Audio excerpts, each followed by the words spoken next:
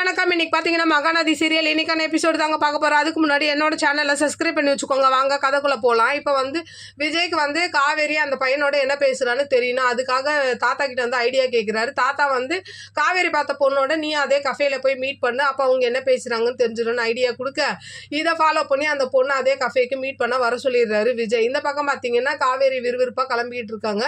அவங்க அம்மா எதுவுமே கேட்காதனால ஒரு பொண்ணு பரபரப்பாக கிளம்புறேன் என்னன்னு கூட கேட்கல அப்படின்னு கேட்க அவங்க கேட்டால் மட்டும் சொல்லிடுவியா அப்படின்னு சொன்னோன்னே இல்லை இந்த மாதிரி பார்க்க போகிறேன்னு சொல்லவும் எந்த இடம்டின்னு கேட்குறாங்க. இவங்க சொல்ல மாட்டுறாங்க. நான் பார்த்துட்டு சொல்கிறேன்ற மாதிரி சொல்லிட்டு கிளம்பிடுறாங்க. விஜயும் இங்கே மீட் பண்ணி அந்த பொண்ணுக்கிட்ட பேசிகிட்டே இருக்கும்போது காவேரி ஃபோன் போட்டு இந்த மாதிரி அந்த பொண்ணுக்கிட்ட தான் பேசிகிட்டு இருக்கீங்களா? ஆமான்றாரு. நானும் மீட் பண்ணதான் போயிட்டுருக்கேன். அப்போ எங்கே அதே கஃபே தானேன்னு கேட்கும்போது இல்லை நான் வேற இடம்னு காவேரி சொல்ல இவர் ஒரு மாதிரி ஆகிட்டு ஃபோனை கட் பண்ணிவிட்டு ஒரு வேளை கோவிலாக இருக்குமோன்னு சொல்லிட்டு மீட் பண்ண வந்த பொண்ணுக்கிட்ட வாங்க சும்மா வெளில போகலான்ட்டு கோவிலுக்கு கூட்டிகிட்டு போகிறாரு.